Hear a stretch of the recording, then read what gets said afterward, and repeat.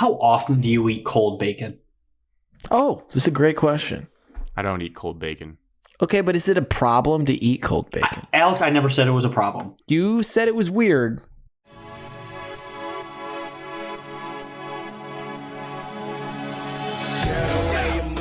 Cheers to episode 91. 91. Elijah Craig whiskey. Wow. What's in it? Any mixers? We know you can't do that by itself. A splash of water, like a dribble. Like a full cup of water. Splash of Elijah Craig. No, That's how Grant does it. It's less than a shot of whiskey. I did not want to drink tonight because I drank that on Friday and Saturday, but Mr. Gillen will not listen to our show unless someone gets drunk. He said that in the very beginning, so he has said that actually before. He encourages alcoholism. I'm doing the opposite of. I have liquid IV in this bad boy. So second one today. No, my first. Okay. I have nothing, just an empty coffee cup. This might be the I'm first trying time to drink less. This might be the first time you've had nothing.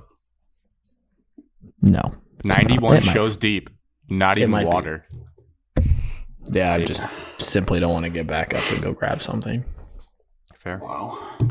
Welcome in, everyone, as you're listening to the #1 sports podcast in the state of Michigan, the best place to get your sports laughs off and your analytics and actual analysis of your teams. It is October 3rd, Monday. It is about to turn 8 p.m. And the three of us are suiting up for the Lions defense this weekend. We're traveling to Foxborough to lock down and fix the secondary. We're playing in the secondary? Yep. I'm playing nose tackle. I keep You're getting blown off the ball. I'm going under legs. Cole Strange is going to eat you for lunch. I think I could play in the secondary. I think I could guard Hunter Henry. He's not that fast. He's got one ACL. Oh. Yeah, give me that. I could run with Hunter Henry. I could be with him. I'm not saying he's not going to body me and destroy me, but I could run with him. He's slow. I don't think he's fast. Yeah, but he's an NFL athlete, Alex, and I am clearly in the opposite direction of that. Yeah, there's nothing I can do to help this defense, as bad as they are. And there's nothing any of us can do to help Just tackle defense. Chris Carson.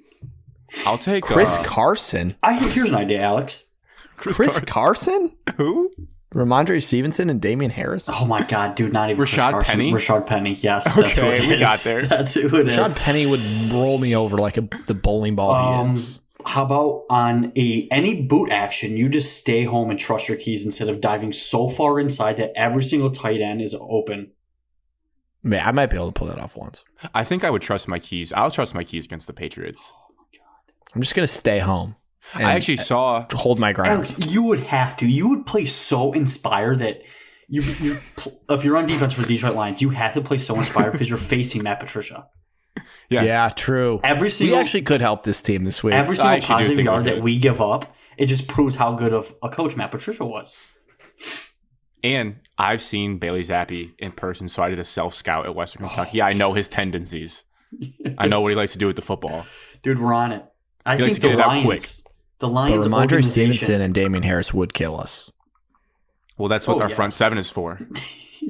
The Lions organization held Matt Patricia back from calling offense and defense. Yeah, what a bad move. Should have made him GM as well while they were at it. Should have made him owner. This week's show, we're going to get into weekly check-ins, some Game of Thrones talk, and then we have Detroit, Seattle, MSU, Maryland, Michigan, Iowa as your recaps this week. And then we have Michigan, Indiana, Michigan State, Ohio State. Ugh. Big game. Detroit, New England, revenge game. We don't game. have to talk about Michigan State anymore. As your previews. I'd like to. I have some good questions for you guys. Okay, you can talk about them. We also have a couple of listener questions to work in as well. So, with all that being said, let's dive in. Oh, before that, at Shot of MS everywhere, Twitter, Instagram, all the social accounts, and then Apple, Spotify, YouTube, how to listen to this show. Pick any of them. Doesn't really matter as long as you give it a listen. Okay. Weekly check-ins. Evan, how was your week this past week, leading up till now? We recorded last Wednesday? Feels right. Yep. Tuesday, I think. I say yes every time because we do this every week. I don't know. I don't remember. No. Beep. Weekend. Went to the Berm. Watched an all-you-could college football buffet. I went to Alex's. You just Yeah, call the berm is my crib. when did the berm become a thing? I kind of like that. Birmingham. We should It's roll with Birmingham, that. right? I think berm. you just invented it now. The berm. The berm. Yeah, we're rolling with that. Hung out with some friends. Hung out with Mint Money. Half of Mint Money, I should say. Did you make any money with Mitten Money? And Benny V. No money was made. No, money Actually, was like lost. I think everyone lost money. The sports That book was made gambling. money. Sportsbook made money. I didn't lose any money. I'm basically just giving them money. Sunday, just watching terrible. Oh, God. Sunday was so miserable. Why? I had a good Sunday. It was miserable. You're just sitting there watching your NFL team just getting run up. But you're happy about that. Why? It just proven to me that we need a high draft pick. No, there's nothing wrong with that. Evan, can I tell you something that's going to tickle you? Is Cooper Kupp scoring 80 points tonight? No, unrelated to the game tonight. Oh, yeah, sure. Then it won't tickle But I him. like where your mind's at. I started looking at the 2023 big boards and mock drafts today. Yep. Yeah. First look. It's always draft season. Always draft season. Never too early. This is like, how do we get Will Anderson? We trade our 2 first-round picks and we move up. I think we need depth. Anyways, Terrible idea. you're having a terrible Sunday. I'm having a terrible Sunday. Hopefully it Geno ended well. Smith is looking like a Hall of Famer. Yep. And fantasy, I am getting just destroyed. 200 points put up on it. That's just devastating. It I am really going to is. score the second highest amount of points in our league this week. I'm going to do it. And I'm going to lose by like 50. Yeah, I Just mean, devastating. you're not even going to have a chance to win. That's No. the worst part. No. He had 160 some points, and Patrick Mahomes still hadn't played yet. You played Lions defense today in fantasy. That's what your team did. You played like the Lions on defense. Couldn't stop a soul. Gave up 200 Everyone points. just scored a touchdown. Multiple. Yeah, Nick Chubb had a bad week for Ben, and Nick Chubb had 118 yards on the ground and a touchdown. He scored like 18 points. That's a bad day for You got TJ Hawkinson. Yeah, 39 points from their tight end. Other than that, I mean, nothing too exciting. Big game tomorrow, home game. Yep. First of the season. Damn, I'm nervous. I'm super nervous too. Oh, and You shout might have out. some people there. Oh yeah, we're gonna have scouts there. Ben and Cody And- might make an appearance at that football game. I can't. Wait. And shout out to the random kid that passed me today and said, "Hey man, nice podcast." Really? Yep, That got to make it feel good. it did. Made me chuckle, made me smile. I was like, "Wow." Is he on the team? No, this was Oof. at work, Alex. Oh, wow. We're international. Yes. What work are we talking? You have like several employments. My main one, Alex. Oh, we don't want to talk about that where you work on the podcast. I don't care. I work at the high school. So shout out whoever that high schooler was. You didn't know who they were? I didn't know who it was. Well, I that said, kid "Hey had man, balls. nice podcast." And I said, "Thank you." So I was a started great my day. Monday morning. Yeah. So shout out. First home game, 4:15, Indian Stadium. Be there. And shout out Varsity, 6-0. They're going to the playoffs. And probably what I'm considering the biggest game in Tecumseh football history since the fall of 2013. So the second biggest game in Tecumseh No, football history Evan. then? Correct. can't be The right. biggest game since that. Yes, it is, Grant. What game are you referring to? I'm What are the referring two to- games? None you're of your referring to? games were that important, I can tell you that. Correct. I'm referring not to... true. They weren't on this level of a I didn't 6-0 play. team. I didn't play in the game, but hosting a district championship against the Eaton That's Rapids year was that the I'm- biggest that's game. That's what the Evan's biggest referring game. to. That was in Since that game. 2013. It was Yeah, the we're fall old. of 2013. We are old. I didn't know that was It was 2013. we played It was in 9 years Our ago. last year of football was 2014 because we graduated in Right, 15. graduated 15. That was the semantics I got wrote. Okay, We're All old, right. Grant. we were Since really 23 old. 9 years ago, Grant. That's the biggest game. 9 years ago, we were juniors in high school. Ours was still bigger though for Pride. That's a district championship. This is for the SEC championship. Is this Chelsea? Yes. It's not there yet. It's not good. The atmosphere. This is such a biased take. I'm going to the game. I can't miss it. I'm going to the game Friday night. The atmosphere at Eaton Rapids, I would have to see it to believe it to unmatched because their fans traveled insane amount, and a trophy was on the line.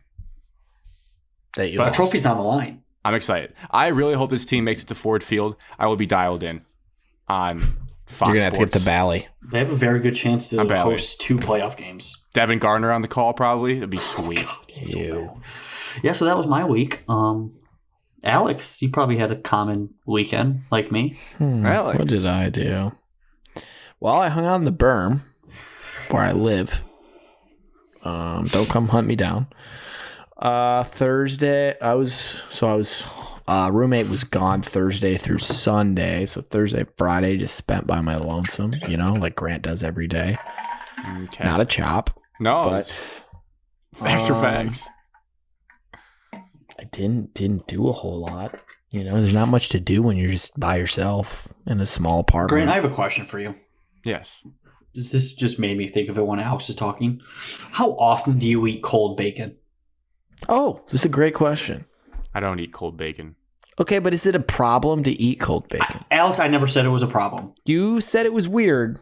That's not a problem. I just said it was weird to eat cold bacon. I think we should put that up on Twitter as a poll. I think it's a sign of just laziness because the microwave is probably a step away, and you just pop it in. I would argue that it tastes better cold. No, because the grease starts to form on it, and you can see the grease. It's gross. Yeah. Alex, you are a psychopath. Well, maybe. This is how I know you're a crazy person. Is Grant doing it or am I? Huh. Oh, I can do it.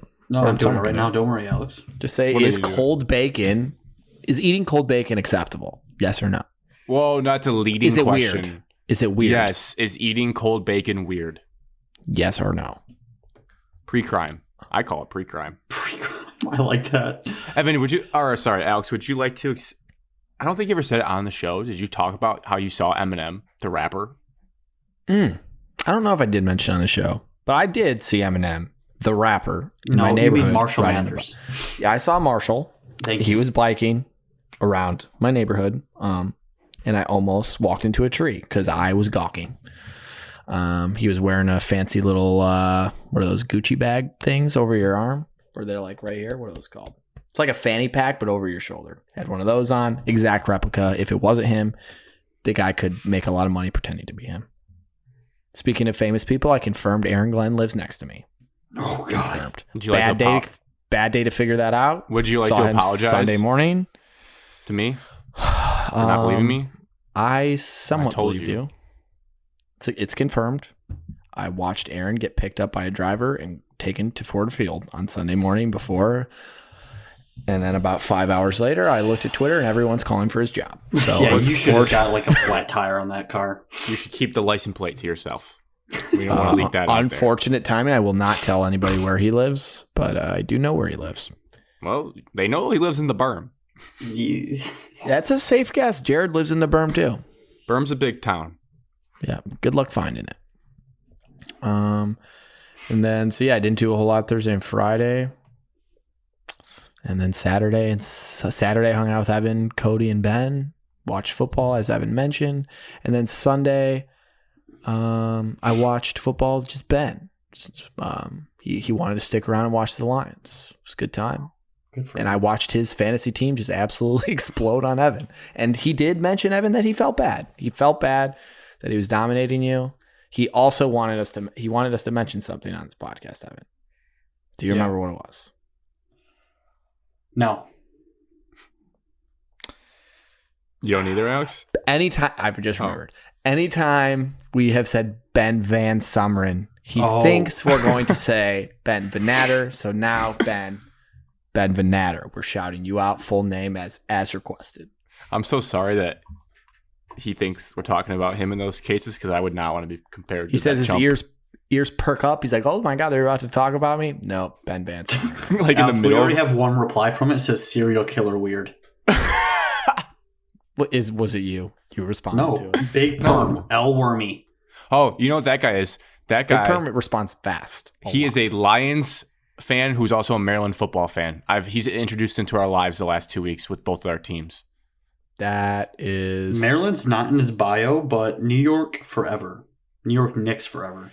He's a Maryland guy because he was like really commenting on the Michigan-Maryland game, and like he was retweeting a bunch of Talia. Unless he's a Talia Tagovailoa like stan, like he just likes him because he was retweeting a bunch of their stuff. It's a bad start. 5 votes. All yes. All yes. It's weird. Yeah. It's a walk away. Okay. To distract you from Alex being a serial killer, I didn't have a crazy weekend either. No surprise. Pretty slow end of the week at work. It's always nice to get out of work a little early on a Friday. I think that's a feeling that everyone can relate to. So that's an important How's your soccer thing. team? My soccer team, I don't want to get crazy, but they potentially have the best soccer player in the history of soccer when it's all said and done. It's trending that way. I just see stat graphic after stat graphic after stat graphic that this guy is just doing things that have never been done in the sport. So I'm really excited. He is an absolute freak of nature. If you're ever bored, just go watch his highlights from that game. It's just a thrill ride. I watched a 6-minute highlight video of him in the last game. I watched he's really good. Was it the cross that went? Where he's sliding and then punches it in.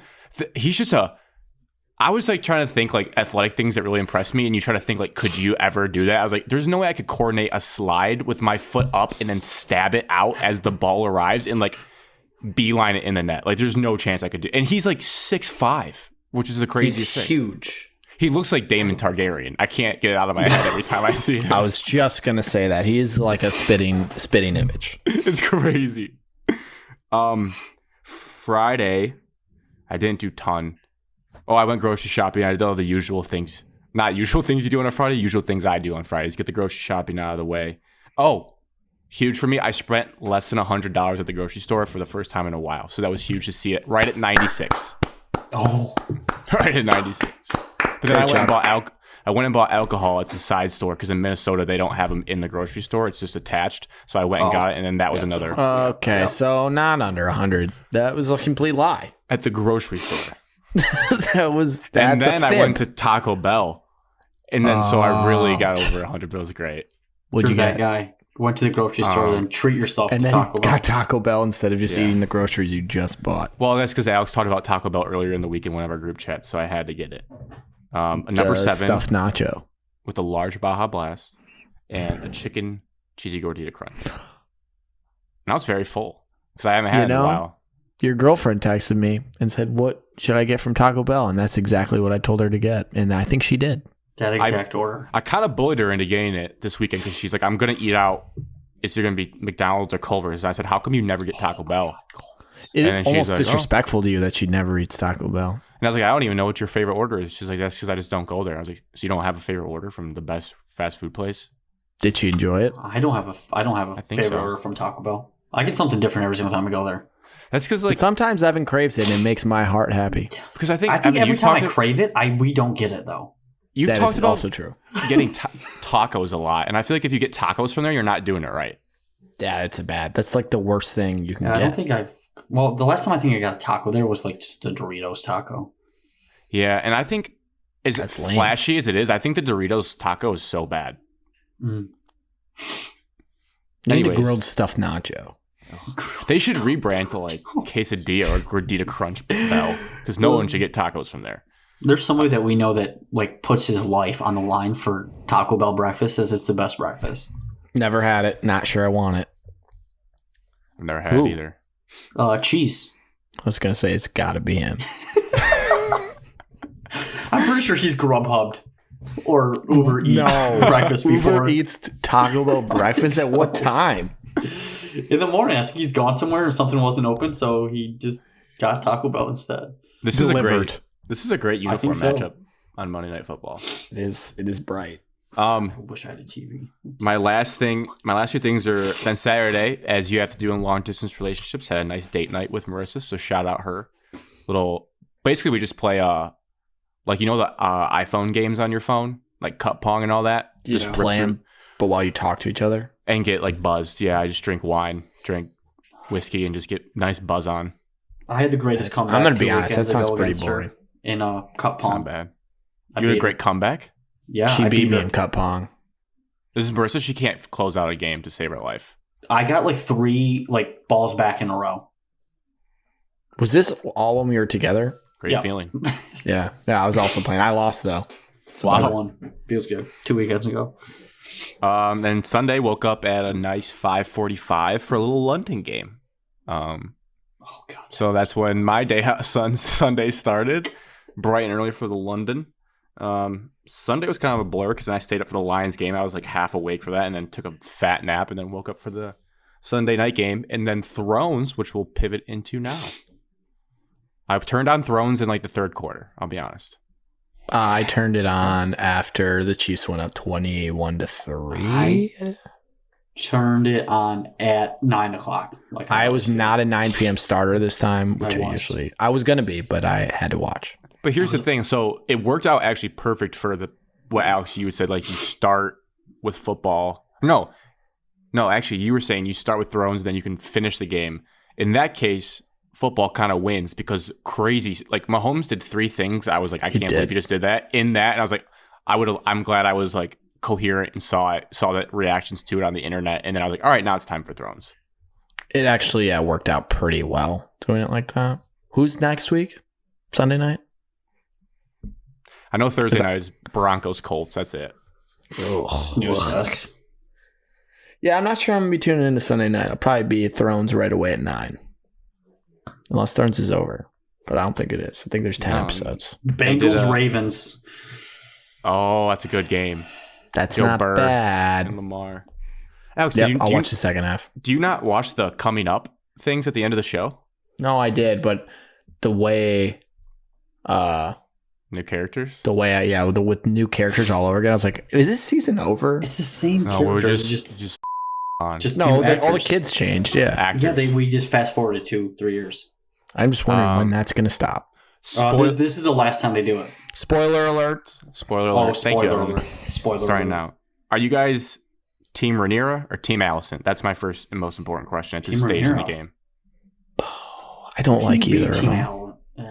Allison. How can you be? I can answer before Grant does because Grant loves Allison because she reminds him of somebody else that was psychotic. Right, Grant? Who? She reminds you of Cersei, who was insane and wanted to kill everybody. And now Allison wants to kill everybody and take eyeballs. So now you like her. No. Well, first of all, it's such an insult to even put her in the same... Cersei is a one of a kind. There will never be a character that is like that in the show. There's similarities, and I think that's why you lean. She's nuts. No, Cersei would like sit down and like lecture people and like tell them how things are going to go and like be really smart. Allison is just along for the ride, and then she just has zero composure and is not thinking 3 steps ahead like Cersei always thought. So she's not even close. She's more like Dany, where she's just going to freak out and want to start killing people. She's soft though. She wants things to change, sucks. And then when Larys does it for her, she freaks out like, not like that. Come on, you're soft. I agree. She sucks. Soft. The reason I'm going to ride her team for now is because I think I would be going crazy if no one would just say that those kids are not, like, they're not Laenor's kids. Like, I agree with her. Like, can we just say it? Like, are we just going to pretend our whole lives that those kids are white as can be with brown hair and their family is black with blonde hair? Like, what are we doing? Like, seriously, that's where I'm just like, I have to take her side because I don't understand. Yeah. Overall, but I like other characters. She's crazy though. She's insane. But Rhaenyra's insane too. I just said I don't like either of them. You have to pick a team right now. I don't. Green or black? The greens or the blacks? Blacks. Team Rhaenyra. I'm gonna go with the blacks. This is all Otto's fault. I don't like the best Otto character either. right It now. all stems from Otto. You didn't like it how he just grabbed Aegon's collar and whipped that like POS prince around? Yeah. Otto knows what's going on. He's the only one that has any like brain cells right now. I don't like anybody in this show. When this I is saw the that real problem. That's when I sent that text. When I saw they like panned down to Otto and you saw that hand pin back, I was like, my guy is back. I knew you were gonna freak out right when you saw that. Yeah, there's not like do you guys like anybody? Other than Grant likes Otto, it's Evan, just do you so like hard anybody? because you're just comparing like everybody's role with like Game of Thrones, and you're like, I wish he was more like this person. Like I But loved all Grant's the defense, Starks pretty much. It's impossible. Yeah. Well, no one's cool. No one's a badass. Tyrion, he was that. awesome. Tyrion I loved was him. the best character, hands down. Yeah. And then this show, I'm like, all these people are losers. I do sit there like watching him, like, all right, which one's going to turn into like Tyrion for me? Where like everything he does, it's not going to happen. I can't see it. Not this season. I kind of started to like because I respected his move. I liked Aemond just going out and getting a dragon for himself. That was a big baller move, and he came in with a new swagger when he came back in. He turned into such a freaky until he acted like a loser with all those, like tries to beat up little kids. I thought it was sweet. They're like, it was a pretty sweet scene. He's like 9 and they just has the other one by the neck and just flipping him around. It was actually kind of cool. When they came down the tunnel, one of the best lines dropped in Modern Thrones. He punched a chick in the face. A little girl in the face. The girls are like, it's him. And he goes, it's me. And I was like, this kid has swag. I did like his line where he said, about his eye being worth it for the dragon. That's the kid who gets the big picture. He was pretty tough about losing an eyeball. So a couple more questions I have going back to Aemon, because that stole the show. That was a very awesome scene of like basically How to Train Your Dragon, but rated R. So my question is, he should be dead. He should have fallen when that thing was going up in the air. How do you think the both of you would fare riding a dragon? Evan, we'll start with you. Oh my god, dude! I'm falling off. Okay. When the dragon goes straight vertical, nobody is hanging on to that. There's no way. I agree. And also, these guys need to be strapping in. There's not like a seatbelt on this thing. No, it's 2 BC. You could figure out how to ride dragons and get on these dragons and teach these dragons. But you don't have a seatbelt. There's a 0% chance that kid had the upper body strength to pull himself back up on the handles when that thing's flying. 0. Should be dead. Another shout out, 2 shouts in a row for Alex's dad in this show. I just went back to thinking when I couldn't hold on at Evans Lake when he turned on the gas, there's no chance I hold on to Vhagar riding through the skies. There's no chance. Great point. Also, another little gripe. Why is it so easy to flip a dragon to your side? I thought it should be a little bit harder than just saying a couple key phrases to him when you wake him up from a deep sleep. Well, he does have dragon training. Aemond does. So though. He did bad in it in the training. They gave him a pig. Well, they gave him a pig because he didn't have his own dragon. That was just like a mean, disrespectful insult. Like he probably watches the dragon training stuff every day and was just like, yeah, I could do this shit. He's obsessed with dragons. Besides having someone have to die, like that's a key component of getting a dragon. Like someone had to die for this to happen. He only had to say like 3 words and the dragon just did whatever he wanted. I was like, that's a little easy. It did seem a little easy, I guess. But dragons are like the smartest creature. They say the dragons are the smartest creature on or in the planet, in the world. Well, Vhagar's dumb then, because there's no way you let that kid boss you around. Do they have like he was getting bossed around? He flung him into the air, and he should be dead. Okay, that's a fair point. It was a little like, I'm not going to wait. You can get on me, the dragon but I'm not going to wait for you. Whatever he wanted once he got up there. He just woke up from a deep sleep. Yeah, he's like, all right, I'll go fly a little bit. Yeah, I guess. Okay, it was too dark again at some points. I had to turn off all the lights in my living room just to be able to see parts of this. So I just would like them to not do that anymore. I always wonder in like those dark scenes if my TV is the problem. Is like my TV dimming because it thinks it's not like nothing's playing. I don't know. I always wonder if my TV is just too dark and everybody else can see it normal. Nope, it was me too. I didn't think mine was that dark. Like when he was going to get the dragon or go find the dragon, I couldn't really see anything. And I think Rhaenyra and Daemon had a good time in the sack, but I couldn't really see what was going on. I couldn't see facial expressions. It just seemed like they were having a good time. Yeah, it was just like this the whole time to me. I couldn't see. Really zoomed in shots with also incredibly dark. Yeah, I just was like, yeah, I think everyone's having a good time down there. My last thing before we get to actual sports.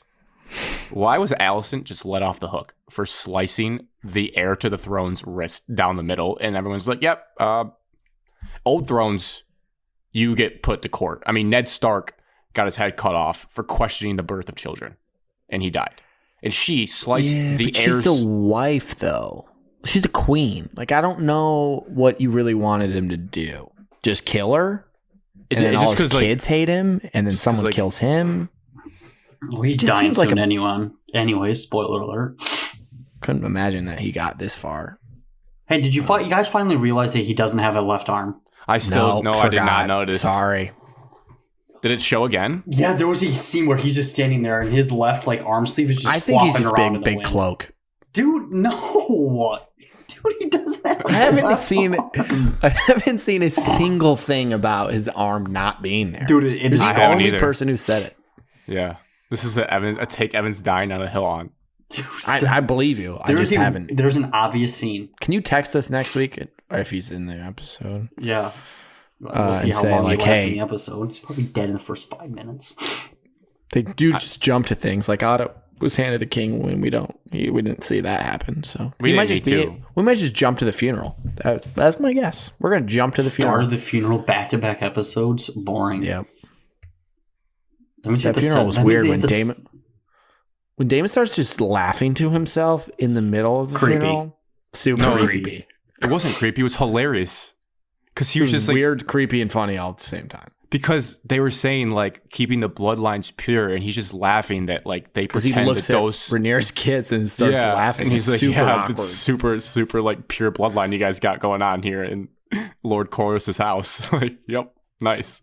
And I was like, that's just. And then when all the chaos is happening, Damon just like he seems hilarious. He just like leans up there with a smirk on his face, like he just doesn't care about it. No. Also, now Why? Because everyone thought Damon was the worst one, and now he seems the most calm. Except he just did his cousin, niece. So Damon's like the coolest guy, but also has a very glaring thing that I just can't get. I can't get behind. I can't turn my brain just like Thrones. That's how people do it. Also, I would never be able to get married like they did. Their hands are just dripping blood. And there's just no chance. Hangover Blood Brothers scene. And then like on the forehead, like just take this. Also, I thought it was super weird that they were just like making out in front of their new kids and their like family members. It's just like, this is weird. I can't turn my brain off for stuff like that. I'm trying to. It's not working. You're not going to do that at your wedding one day? No. Oh. This is a firm handshake. You may now shake the bride's hand. It's a pleasure to get these tax benefits together. A forehead kiss. All right. They didn't have to make out. That was my point. They could have just, kissed. For the show, Alex. They don't call them the House of Fire for nothing. It's spicy. Yeah. Dance of Dragons is coming soon. Okay. Football time, guys. Mental switch here. We're starting with the NFL. We're starting with the most exciting game of the whole NFL weekend, I would say. Pound for pound. Depends how you feel about it. I think 100% it was the most exciting game, Detroit versus Seattle. Any opening statements you guys have? Was it that exciting? You just knew the outcome of it, though. It's different, Evan. For the non-Lions fan, it probably was really exciting. I guess fantasy football galore. I guess there wasn't like lead changes, so that's the only thing that hurts it. Yeah, we actually never led the whole Correct. game. We lost by 3 points. So if you're just looking at it like, wow, what a game. But honestly, the Lions could not stop them no matter what. We never had the ball with a chance to take the lead, ever. Fun fact. That's how we like it. So, was it really a game? I think, this is not an exaggeration, they had to be the single worst defensive performance from a Lions team I've ever seen, but in contention with the Matt Flynn game at Lambeau, because that was a similar thing where unknown QB that you don't really respect. This was an unknown QB that we don't really respect, and you made him look like a superhero. So those two have to be by far the worst. So it was a historically bad game for the Detroit Lions. It was the worst one I've ever seen. Historically bad game. I think it was worse than the Matt Flynn game. Just pathetic. What was that, Tom Brady Thanksgiving? We were like that was bad. 6 years old. But at least that's Tom Brady. Correct. That's my point. I was like, Geno Smith, Michael Vick. First time ever in his career throwing for 300 yards. Really? First time ever that threw that stat up during the game. No, you guys first time ever that he's gone back-to-back 300-yard games. I don't think so, Gillen. Just trying to make it better. Do we think, based on Seattle's consistent play calling and how they had like this little, almost like a package of plays they kept using over and over again, is it fair to say, Evan, that at this moment that the NFL, if you have a competent offensive coaching staff, they've figured out Aaron Glenn's scheme? Like, they're not surprised by anything. They know how to beat it. At this moment, Aaron Glenn's scheme needs to adapt. Is it beaten? I think so. Or at least Sunday, it was whatever you were going to call. We know what you're going to call. We know what you're going to show, and we have the play to beat it. In every moment, the one time that we did get a stop, there was a clock malfunction. The refs had to blow the play dead. And then we came out in the same look. And obviously, if you get the offensive coordinator the same look in the same situation, he's going to have a couple plays to beat it. And he did. Apparently, Seattle could have converted that third down weird whistle play anyways. Their whole offense stopped after they heard the whistle. Even though they threw the incomplete pass, they actually just quit the play. So, no excuses there. Oh, it looked like Tyler Lockett ran the wrong route, so... Like I said, I read on Twitter from what's his name? Jeremy Reisman? Does that sound right? Sure. Sounds right. He said watch it back he watched it back 10 times. Seattle quit right after the ball was snapped. Well, I think the Seattle knew what was... Didn't help. Seattle knew what Aaron Glenn was going to call before Aaron Glenn knew what he was going to call. That's the feeling I got. I watched back the NFL cut of highlights just to really focus more because I was distracted during parts of the game. And it was just like every single big play, they knew what was happening. And they weren't fooled by any disguises, anything. And I was just like, that's just a damning thing to see from your defensive coordinator. Like, you're figured out. They didn't look disguised. Like, when on both Rashad Penny runs, they just had nobody in the middle of the field. Yeah, because they had an all-out blitz, and you can't show the same defensive coverage and run the same exact thing more than once in an NFL game. It's common knowledge. And we did it 4 times. I wrote down 2 that really stood out to me. This is a good segue. That 3rd and 16 with Rashad Penny, and then there was a 2nd and 10 on a drive, either one drive later or the drive after that, where I counted it, legitimately bringing 8 guys forward to put pressure on the backfield. And as much as that can be fun if you get home, I just don't see why in today's NFL you really need to be blitzing 8 guys. Or blitzing 7 or 6 and then being like, hey, these 2, if you're a spy, just leave. I would much rather have one hang back. The 2nd and 10 was that throw where Hutch almost got home and it was caught by Lockett in the middle of the field. The Warrior. That flutter. It was, but the thing is if you just blitz 7, which is probably enough, and you have a middle of the field QB spy safety, they might be able to make a play on the ball. I still don't even know if it's enough for our garbage pass rush. I don't think maybe, but I just can't believe that I wrote down we're running Engage 8 from NFL and NCAA video games. That's just what we're dialing up in real life, and that can work maybe against Iowa football, but I don't know if you have a competent players and we don't have shutdown corners. I wrote that it feels like Aaron Glenn thinks that he has the MSU no-fly zone, that he thinks he has Darqueze Dennard, Trey Waynes, Curtis Drummond, and Isaiah Lewis. I looked up their names from the no-fly zone. He thinks he has those players, and he's just saying, yeah, be man-on-man, solo on wideouts. We don't have that. I think he knows that, but he didn't coach like he knows that. Well, he is a former corner. He probably thinks he can coach the corners up to a level. We don't have Marshawn Lattimore on our team. But to your point, Grant, we have the highest blitz rate in the NFL to go with the lowest sack rate. Really good stuff. That is not a good combo. It's the worst combo, actually, that you could possibly imagine. You blitz more than anybody else, and you Patriots are don't going to get run any the back sacks. on our throat next week. Oh my god, bro. It's Evan. Stay in the current moment. This is another We're thing. doomed. It's doomed. 1-4. We all thought we were going to be 4-1. We're stupid. We're so stupid. I'm not ready to go there yet, but it doesn't feel great right now. A couple other things that I said to myself as I was watching it back.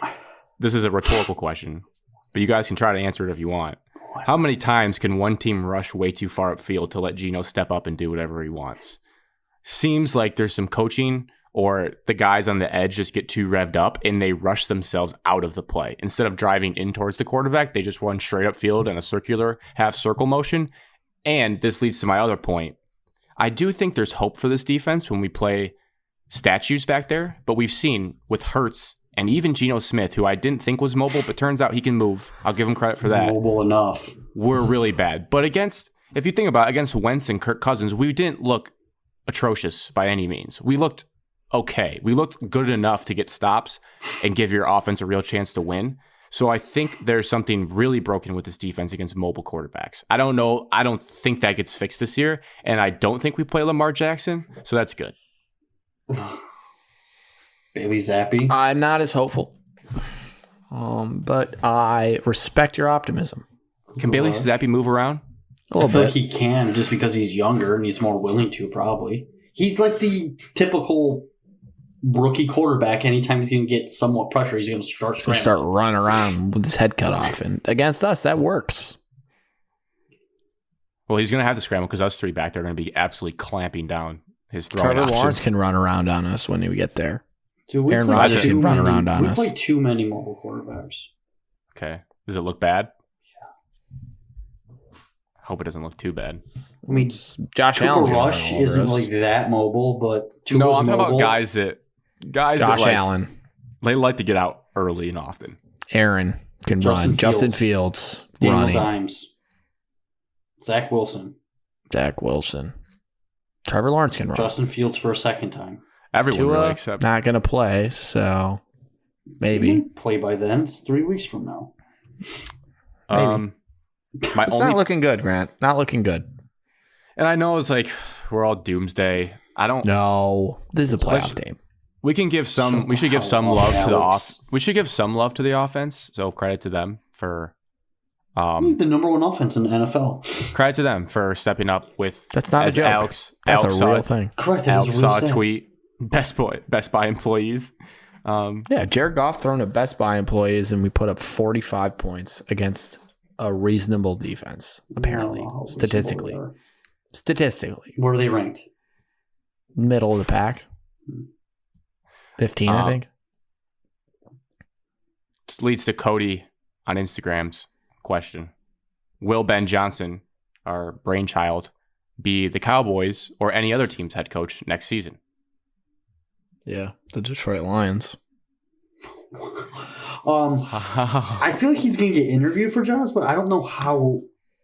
I don't think someone's going to hire I him for a don't head think coach he yet. was, because this is his first year as Ever. a play caller.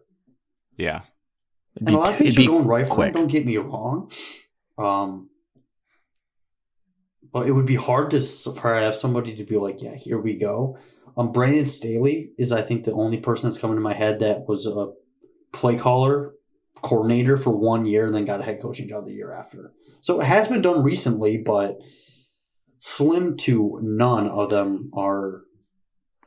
I did see a tweet today from one of the Rappaports or Schefters or someone along those lines. I can't remember which one. Maybe Daniel Jeremiah, that said Ben Johnson is hot in coaches in like organization circles right now, like a hot name to monitor. Well, yeah, he's The the number one sky's blue. offense.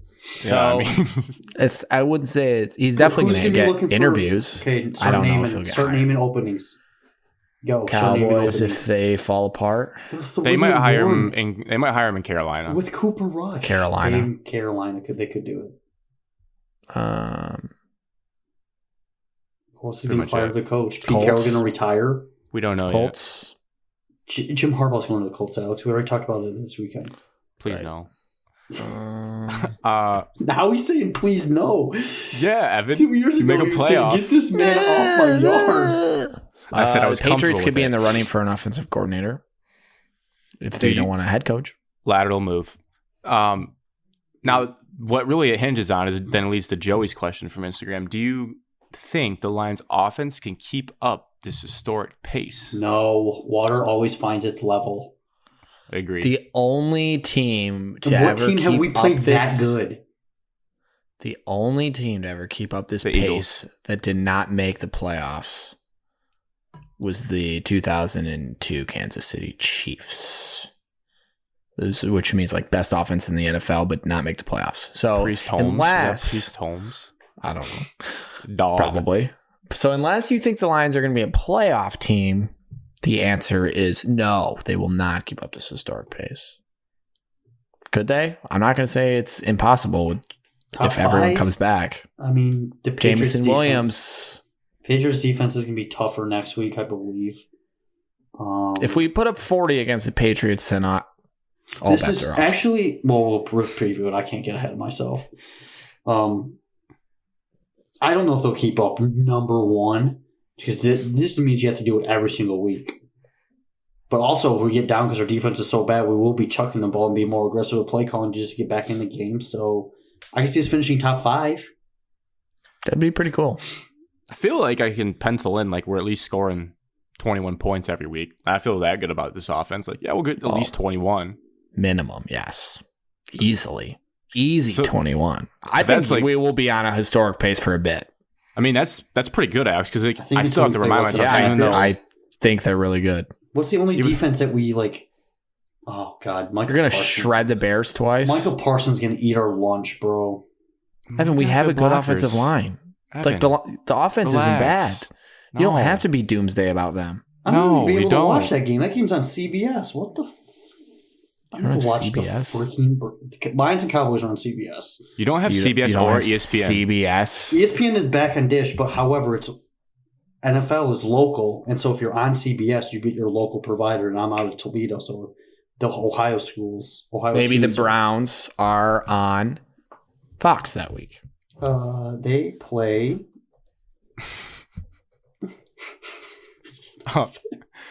Jack Fox threw an absolute laser beam in this game. I want to give him credit. It was a little bit of a duck, but It was not. It was a laser beam. Hey, breaking news, Alex! They play the Patriots on CBS. That game is going to be all over TV. Jack Fox throws a better football than you, Alex. That's incorrect. No. Evan, who throws a better football, Alex Gillen or Jack Fox? Jack Fox. It's not even close. So, Grant, we're acting Agreed. like you throw a good football now? Who said that? Projecting your own Then problems why, onto then me? why are you saying I'm the one who can't throw a football? Because you said it was a little wobbly, and I just wanted to put you in your place. It was a little underthrown unless you're going to try to I'm spitting facts right in your face, and the you're Lions have frazzled a about bye it. week on week 6. I don't know. Put Evan Jack just, Fox and I in a is Evan just QB schedule hunting right competition. now? I'm worried about who we play that week. I have CBS, two remaining they play things. the Ravens. Fricker. I might be able to watch the Lions thing. Actually, you know what? It might be a good thing for me. Wait, we do play the Ravens? No, we don't. The Browns play Oh. the Ravens the week that the Lions are on CBS. Well, Okay. sounds like you're coming to the berm. Sounds like I'm watching it. All roads lead back to the berm. I have two remaining points. One, I have a list of names to read off to you guys, and then I want you to tell me how these names all work together. Potential Everyone ready? first-round draft picks. Okay, go. I think you're going to realize quickly that's not the group. Okay. In no order. Pat Fryermuth, Rondale Moore, Liam Eichenberg, Trevon Moehrig, Azeez Ojulari, Nick Bolton. What do all those players have in drafted common? right before Amon-Ra St. Brown. No. Oh, shoot. So close. Alex, you get one guess to save the pot. Oh, and also Creed Humphrey. I forgot Creed Humphrey. Really good center.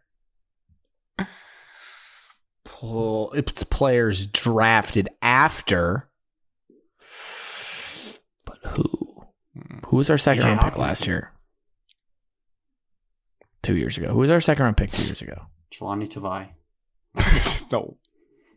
Do you see Well, him balling out? whoever is our second round pick 2 years ago, it's that player. It's Levi. It's Levi Onwuzurike, who we heard today is not progressing at all in his injury, and this is probably going to be the first red X on Brad Holmes' career if it's going to keep on this trajectory. Because I really don't know with that statement how vague and depressing it was from Dan Campbell when this person, Levi, will ever take the field. And obviously, as a podcast, we wish him to get as healthy as possible because we want him to be an absolute beast. But is he the one hitting nukes for the baseball, or is that the other one? That's Aleem McNeil. He plays. He's good. He's a monster. He's good.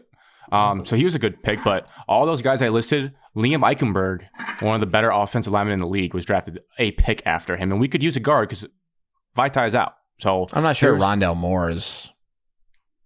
I mean, he's been injured a lot as well. Hasn't really done a whole lot. Is going to hurt your team though if having him on there, Alex? No, he's never really helping you out though. He's not doing much. So that's how Alex's brain works. That you hear all those names and you're just like, yeah, I don't really want Rondell Moore. I'll take Levi O. It's like, what are we talking about? Of course you take Rondell Moore right now. Take the other guys. I'm just saying, it's not like you just named 7 Josh Allens behind him. Like, yes, there were some good players, and yes, it's unfortunate, but like, no, there's like Nick Bolton would be a force in our defense at linebacker. We wouldn't have to play Alex Anzalone at all. God, he was so. I want to know what his PFF is that released?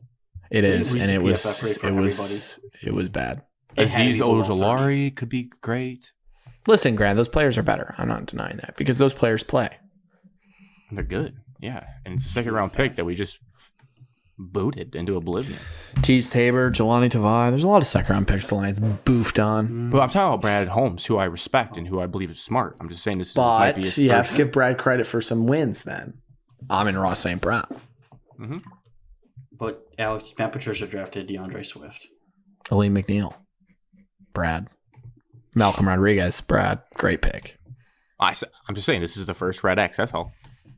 Yeah, no one's going to bat 100% or 1,000%. No, be impossible. Feels like the Eagles are right now. Something about the Eagles just feel like they're just loading up on Jalen Hurts talent. took a big step, and then all of a sudden they got really good. And they have a top 10 pick next year, too, because of the trades they've made. Like, they just seem like they're cheating at football right now. It's just unfair they're what aggressive. They're doing. That easily could have backfired. It didn't. It worked. I don't know about adding A.J. Brown to your team backfires. Well, that was Tennessee just making a dumb decision. Pick the following year. That can never backfire. That was a bad Tennessee decision. Very bad. And then signing Ryan Tannehill to a shit ton of money is a bad decision.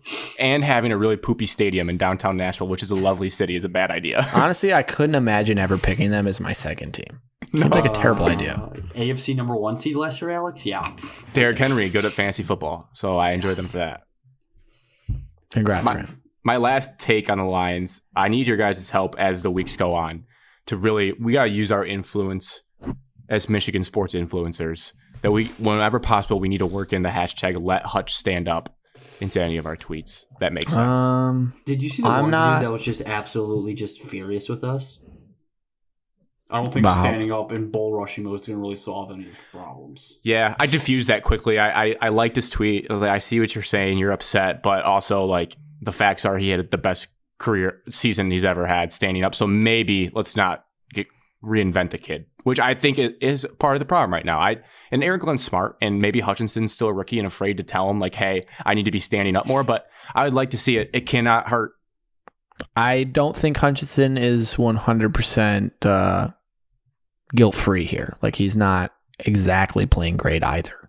He's not helping himself out. No single player on our team played good on defense. Correct, and his win rate is very low, lower than Kayvon Thibodeau.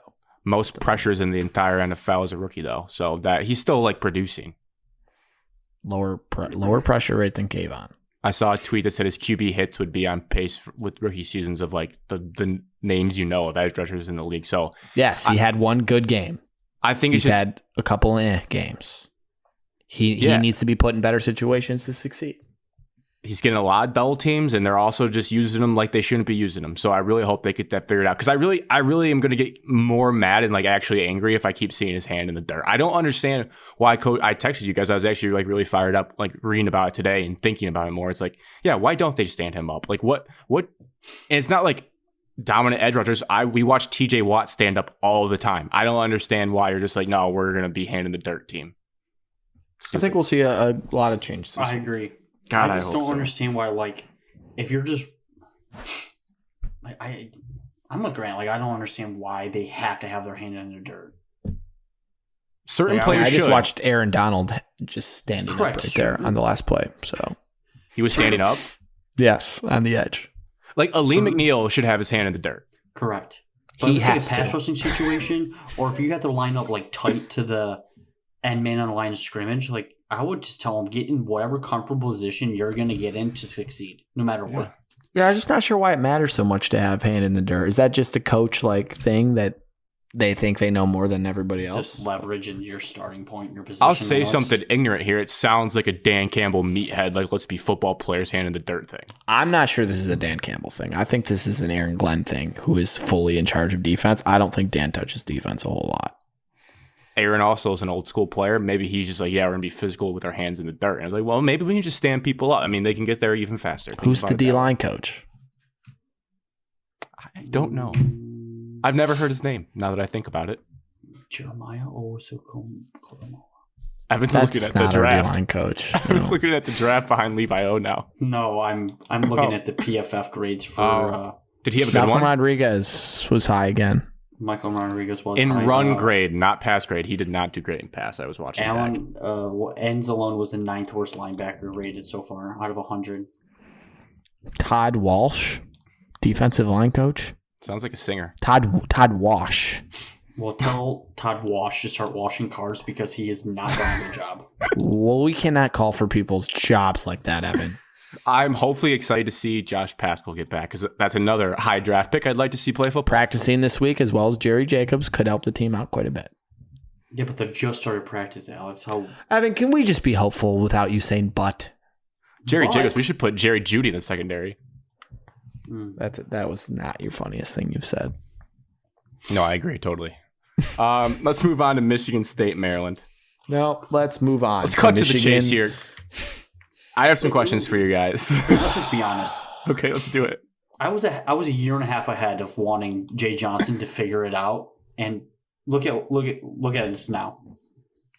Yeah, you were right. Can I tell you one thing though? Which I don't know how you explain it or because I know you're very anti Jay Johnson camp. The play calling early on in the game looked really good. It looked like what we've been telling them to do. They were moving Peyton Thorne in the pocket, play action. They were doing quick hitters to Jaden Reed in outside zone. So what happened? Correct. What happened? I don't know. What did You he get to do? the second half and you don't know what you're doing. Okay. It's simply like they make adjustments and we don't on offense. And then you try to do like, oh, I know what will get them is if we just run hurry up on 3rd down. And when we snap the ball and we run to just an outside zone play, we get 0 yards. And it looks like half of the team doesn't know what they're running. On 3rd down when you are losing by 2 possessions. Jay Johnson coaches just one half. That we may have figured it out. He plans for one half. Dave Warner's in our booth. I swear he is. I believe he is. It's not as bad as Dave Warner. It is still bad, but it is not. I mean, Evan, I beg you to go back and watch a Dave Warner football game, and you will I not. probably will Don't. enjoy it. Evan, you should live Twitch stream that. You watching it? Go watch the Red Box Bowl. YouTube Live. 7-6 John final. Michigan We held Sports. Justin Herbert to 7 points, Alex. And scored 6 and lost the game. We held Justin Herbert to 7 points. He scored 6 points and lost No, Alex. We held Justin by Herbert. 1 point. Yeah, it was a good game. So I don't know how it made you feel. It might infuriate you more, but at least I was watching. I was like, okay, so Jay Johnson still like can do things we want him to do, but then it's just more infuriating is why do they stop when things start to matter more? That was the confusing thing to me when I was watching it back. On Matthew Loves Ball. Shout out Matthew Loves Ball. Can you explain the... I'm getting more frustrated the more I look at this. I can't believe I watched this football game in the second half. I can't believe I watched this. You did, Evan. It took up a big part of your Saturday. You want to read these drives? Grant, I'm going to read you our offensive possessions in the second half. Okay. Go And quick. How disgusting.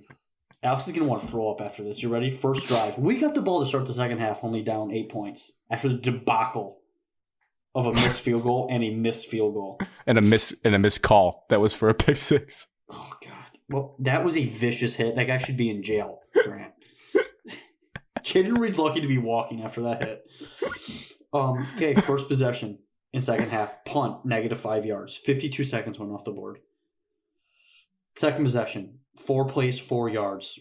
Under 2 minutes went off the board. Third possession, 3 plays, 4 yards. 33 seconds went off the board. Let's see, what possession is this? Fourth time we got the ball? 3 plays, 2 yards. 45 seconds went off the board. That's it? Damn. Well, then we can 15 plays downs and then end of the game. Just they just went away with whatever was working in the first half. It felt like I don't know why exactly. But big picture wise, this season is shot. This game solidified it. This game was to make a bowl game. If you didn't win, you're not making a bowl game now. All right, well, that was my question. That's one for you guys. I had, does this team make a bowl game? A repeat, a follow-up to last week's question, which was resounding yes from both of you. You're double-digit underdogs in every game from here on out besides 2. You know what's really disgusting? Besides 2 of the games. You want to know, like, no. 3. Wisconsin is. You don't want to know it, Alex? A great stat of the day. Indiana is less of an underdog against Michigan than Michigan State is against Ohio State. That's not the worst stat I've ever heard. That really set it in my brain today. I was like, wow. I know Ohio State's good. To me, Ohio State is 22. much better than Michigan in my head. Well, the 26 so it is feels okay. Oh, actually, the 26 should even be more. It should be even a bigger. Should be like 35. Alex, were you saying no to this team making a bowl game? Correct. They're not making a bowl game. I told you guys today. They're going 3-9. They're winning 1 football game. 6 wins for a bowl game, right? You need. You've been watching football a long time, Grant. My teams are always so much. My teams are always. If you have incredible academic standards. Under Harbaugh, Michigan is always so north of that number. I never have to worry about if we're making a bowl game or not. Oh, so we're just going to forget about Michigan's dreadful 10-year stretch?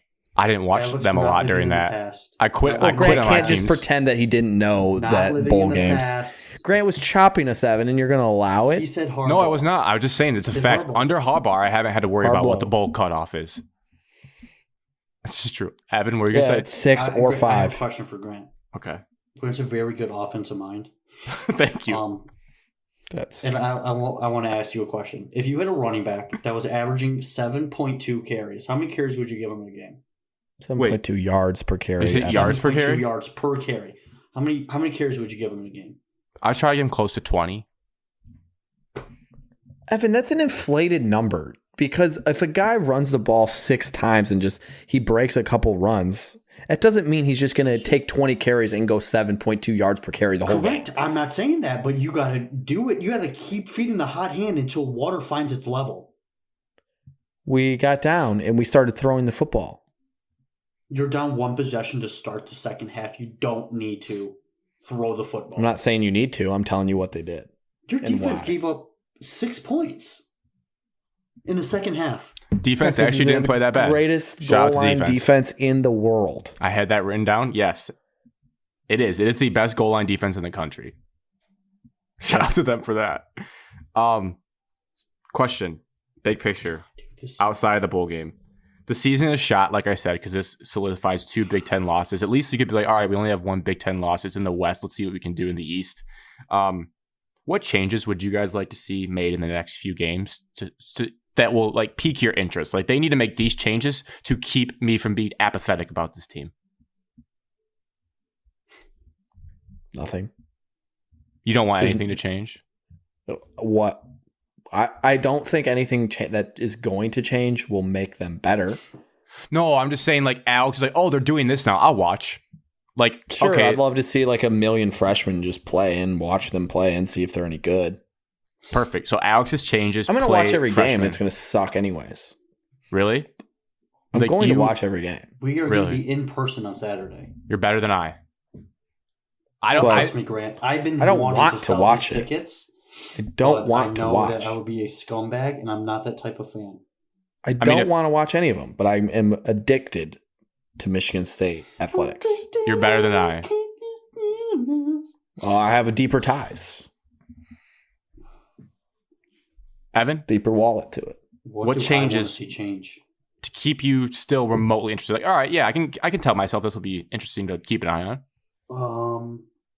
Ross Els, Jay Johnson, and Scotty Hazelton don't show up to Saturday. Who's the first guy? He's the special teams coordinator. He's the guy that was screaming at other coordinators in spring practice 2 years ago, thinking he was better than everybody else. Okay, so coordinator changes across the board. Any player changes? Are you fed up with PT or anybody? I'm not going to put initials or anything out there. I would like to say my thoughts on Peyton. I just know Evan's going to be mad about it. Out, Gillen. Well, I think it's a healthy debate. I think we should, at this point, the season's shot, so there are no right answers.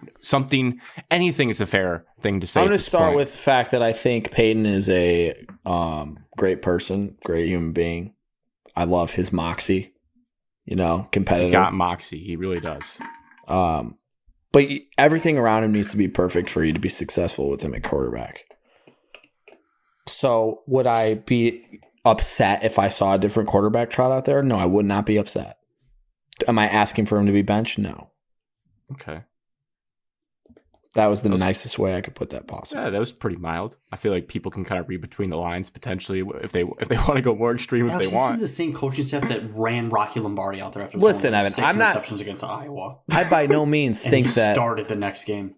Noah Kim is coming out there and going to be like a superstar. I'm not somebody in our friend group that thinks that new is always better. I don't know if it's better. Evan, but you do say that. So this is a tough pickle for you. It is a tough pickle, but I am the ride or die Peyton Thorne guy.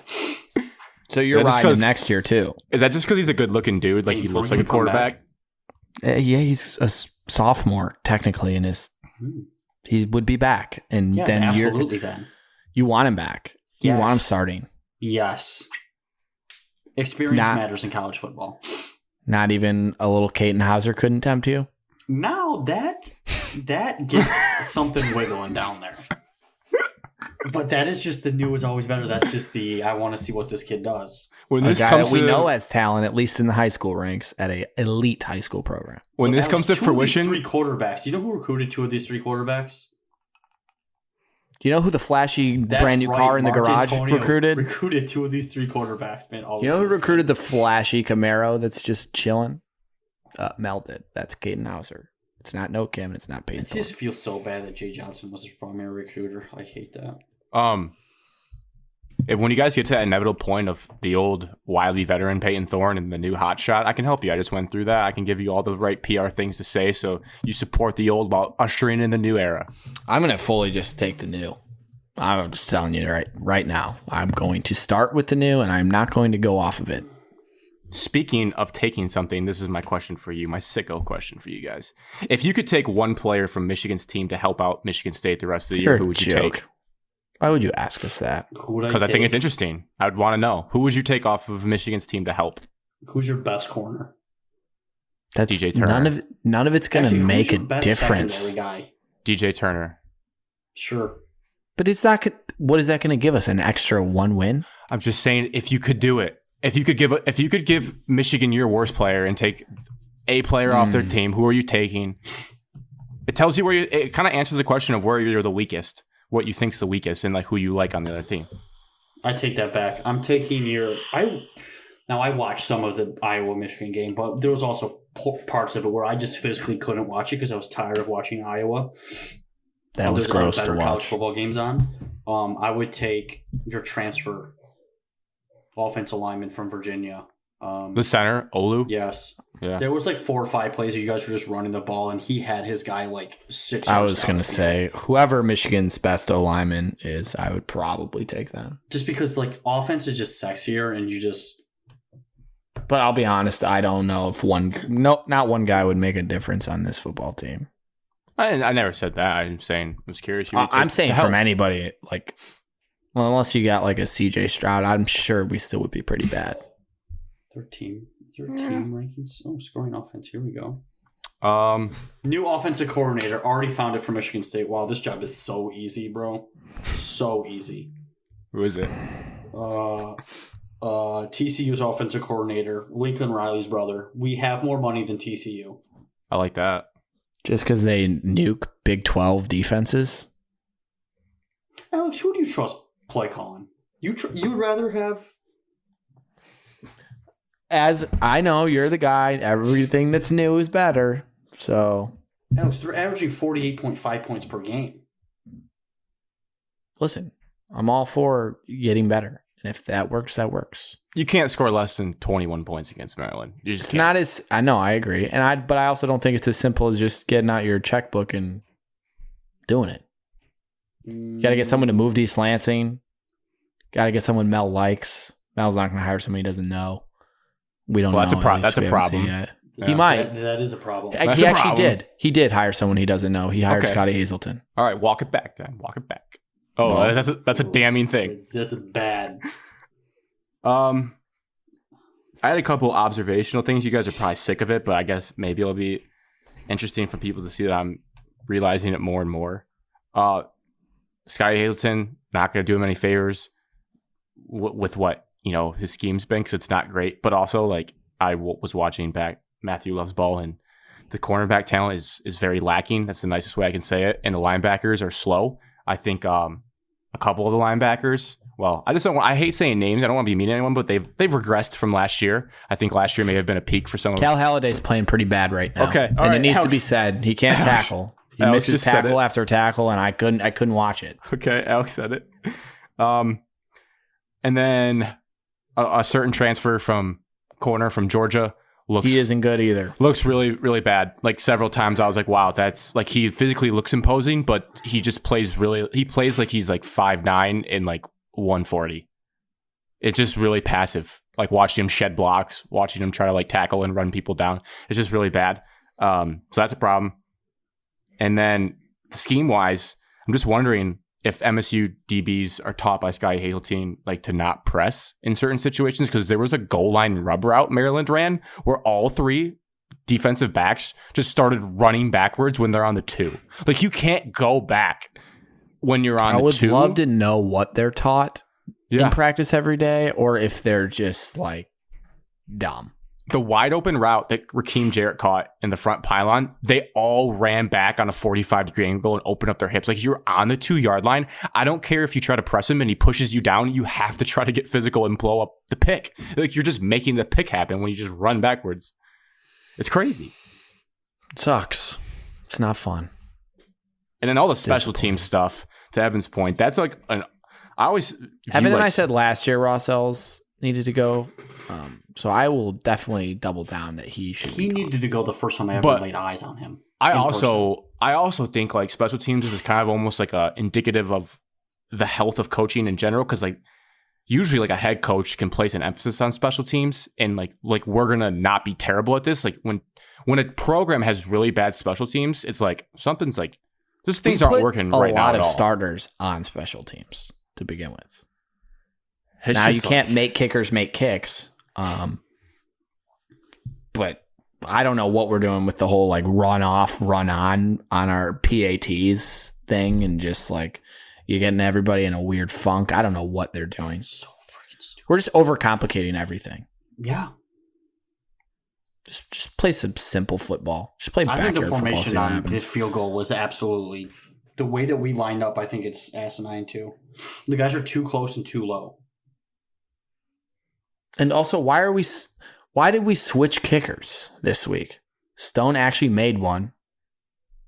The one he attempted 2 weeks ago. And then this week, we're deciding we're going to play a different guy who comes in, hooks it. And then, short leash, we're going to go back to Stone right after that kid misses. Dear God. We're just going to run a 3-kicker rotation? As Alex said last week, talent scheme coaching. It's all of it. It's all bad. It's just more evident every single week. We stink. And I'm noticing the talent more. Talent is not good on. I'm noticing coaching and scheme more than anything. The talent is bad. The scheme is bad. That just tells you how bad it is. You can choose your own adventure when you watch them. You can come up with a million reasons why it's bad. Michigan State's best football is ahead of them. Sicko question from listener Brad. Would you take Aaron Glenn as the defensive coordinator of the Spartans? Yes. Tie it all together. So. I think I would. I know Aaron's very capable. He showed us stuff last year with the defense that was awful. So, yeah. I think he would. He would make us way better. NFL is a different level. NFL coach. He's an NFL defensive coordinator. He would make us a lot better. If sicko dream, Aaron gets fired so that Michigan State can hire him to be our defensive coordinator. Yes. I could get behind that. I definitely know that he is bringing more energy and getting more out of his players. Ripping into these kids. He probably would become head coach and tell Mel just go coach DBs. Aaron is kind of a scary guy. Yeah, you know that. You went to his housewarming party. I actually know Aaron kind of personally now. All right, let's talk about the old Iowa Hawkeyes, our old foe from the Big Ten Championship. This is the worst recap week of all time. Why? Just the Michigan. I just want to get out in front of this before you get deep in your Wolverine talk. That was a disgusting football game. Iowa makes me want to throw up anytime I see them play football. They are terrible and disgusting. That's it. That's all I want to say. Now you can continue. Yeah, I mean, we know their offense is bad, but as a fan, just going to that venue, I'm just talking about the venue, first of all. I want to go to Kinnick Stadium. It looks sweet, and the striped stadium in black and gold looks phenomenal on television. It looked cool. Looks so good, especially in the daytime, too. Underrated, looked really good in the daytime. Their team made it terrible. As a statement, Michigan, we talk about programs. Michigan owns the program of Iowa until further notice after what they did during the Big Ten Championship. And this, if you told me a couple of years ago, I would be like, yeah, Iowa's always a tough game. Like, I'm going to be really nervous about it. And they typically upset us. Not anymore after the last two games. I'm curious for you guys, how did this game impact your view of Michigan, if at all? It didn't really change my view of them, honestly. It looks like something drastically changed for you, so. No, nothing changed for me. I just wanted to establish what Grant said earlier in the year, that he is going to appreciate wins more. And I think more fans need to understand that. It's hard to win on the road, playing at 11 a.m. Okay? Time zone change. I haven't talked about that. Tough environment. You are still facing, I just looked at it, there is still a top 10 defense in the country. Okay, and J.J. McCarthy has only started 4 games. It is still a quality win no matter how bad Iowa is offensively. Defensively, they're still very good. Mm-hmm. And I think people need to wrap their head around it. It's still a very quality win. Like if they played Indy, this was the Indiana game and they were talking about it, like next week, we're not going to care. There's no way that Indiana 100%. Can compete. But like this is at Iowa, I still think it's a quality win. Who thinks it's not? There's a lot of media out there like saying how bad Michigan looked and like, oh, they barely beat Iowa. They didn't look fantastic, but like you said, winning on the road in the Big Ten stuff. I thought they looked, and they never were in danger of losing. I thought they looked pretty good. Dominated Iowa on the first drive and set a tone, saying that we are going to be controlling the game for here on out, and we are going to have the lead. Good luck catching up to our 7 points.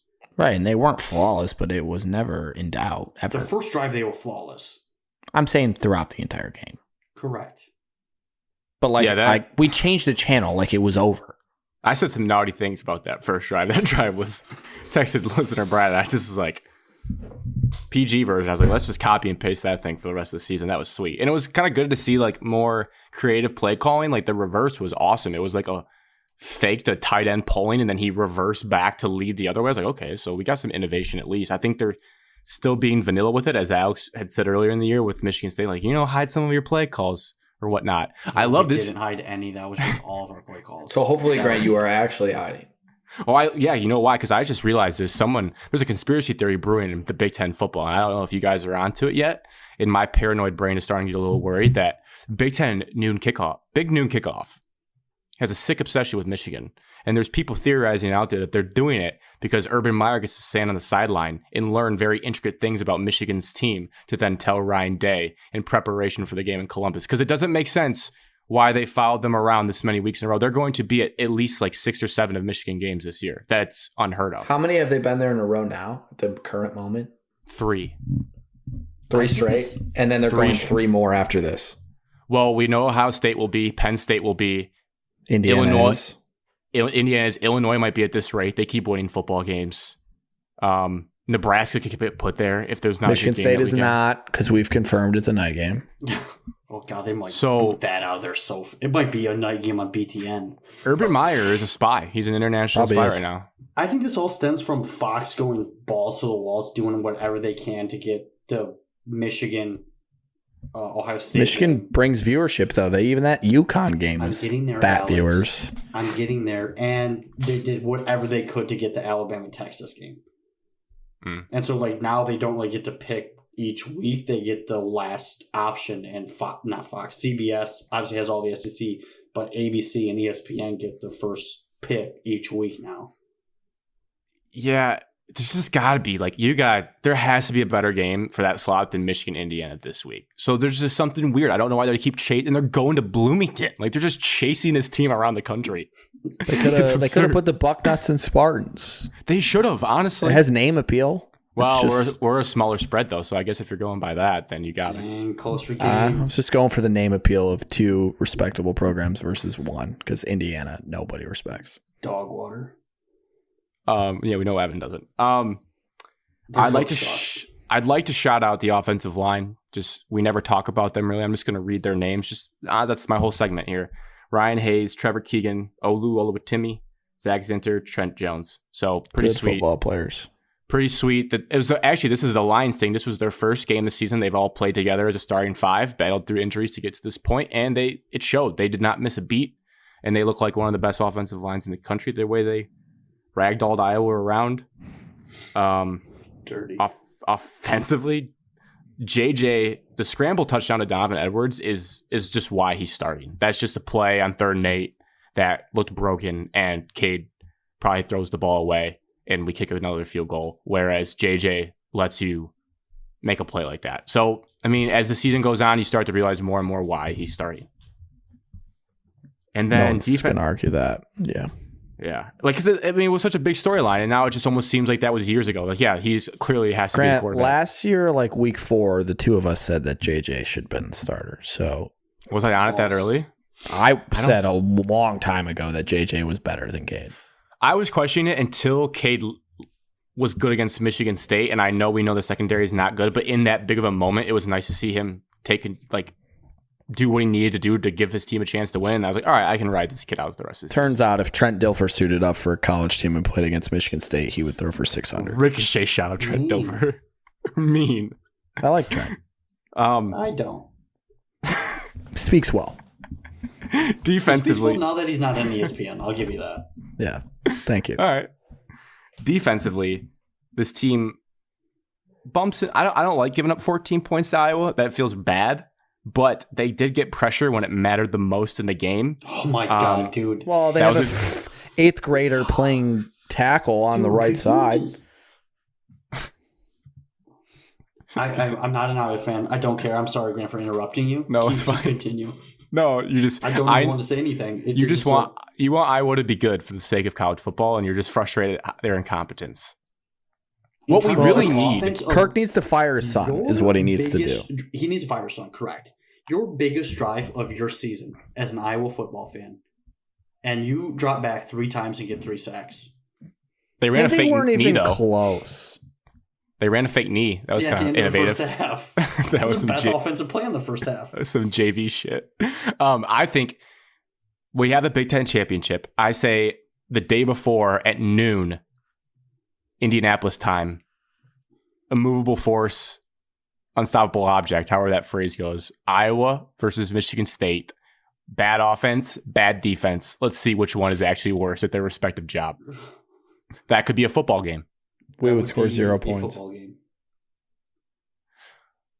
But in this, no. So they would score Michigan State's offense and Iowa's defense never take the field. It's just Iowa's offense versus Michigan State's defense. I would win easily. Okay. It's like the spring game. I would win 28-0. The defense can get points if you get stops and punts and whatnot. We might get a 3-and-out. The very last thing before we move on to our previews for the week was I liked some of the parallels that this team showed. It's almost kind of getting creepy at a point where this season is copying and pasting last year, minus an out-of-conference opponent that was somewhat a challenge in Washington, I guess, even though they beat them easily. Was not competent last year. Was first Big Ten game was gross this year with Maryland. It was close, just like Rutgers was. And then you go on the road to a place you've struggled before, and you won in a somewhat easy fashion and kind of more of a slugfest. And they did this year's version of the jump around with some swag. They brought out pink towels from the sideline to wave them around pregame because, as we know, Iowa has a pink locker room, which I had actually never seen pictures of until this game. That locker room's a joke. I understand why teams get rattled from that. That is a disgusting, tiny locker room. So I liked that the team was like, all right, let's embrace it. Let's get some edge. So that was good to see. And I also wrote that the white and blue road uniforms are growing on me as a combo. I don't like them. I don't want to see white and white ever again. Really? Yeah, I'm not like those. The white. It reminds me of Wilton Spate and Jake Rudock, and I think we're out of that era. I think we're flashy. PTSD. Oh. I think we wear maize and we wear blue. I don't like the maize pants. I don't like the maize pants. Guys, with the white. Those are the best roads. I like the maize with the each color of your helmet is blue different. uniforms. You have a blue helmet and white jersey and yellow pants. It's just every single thing is different. Compromise maize pants, but white socks. I don't like when they wear maize socks. No That's too maize much. Pants ever.